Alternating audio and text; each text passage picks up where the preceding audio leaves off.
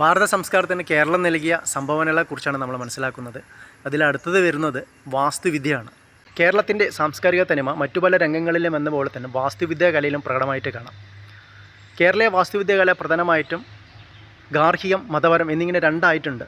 കേരളീയ വാസ്തുവിദ്യാ കലയുടെ മികവും പ്രാമാണിത്വമൊക്കെ വെളിപ്പെടുത്തുന്ന പ്രധാന രണ്ട് കൃതികളാണ്. അതിലൊന്ന് തിരുമംഗലത്ത് മൂസി രചിച്ച മനുഷ്യാലയ ചന്ദ്രികയും രണ്ടാമതായിട്ട് ചേനസ് നാരായണൻ നമ്പൂതിരി രചിച്ച തന്ത്ര സമുച്ചയവുമാണ്.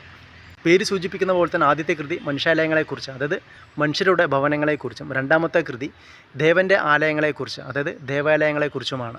കേരളീയ വാസ്തുവിദ്യയുടെയും തച്ചുശാസ്ത്രത്തിൻ്റെയും ഒക്കെ പര്യായങ്ങളാണ് കാണിപ്പയ്യൂർമന ശങ്കരൻ നാരായണ നമ്പൂതിരിയും കൃഷ്ണ നമ്പൂതിരിയുമൊക്കെ.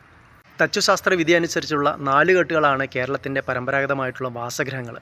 അകത്തേക്ക് ആവശ്യത്തിനുള്ള കാറ്റും വെളിച്ചമൊക്കെ കിട്ടുന്നതിന് വേണ്ടിയിട്ട് നടുമുറ്റം പണിയുന്ന ഒരു സമ്പ്രദായവും ഇതിൽ കാണാം.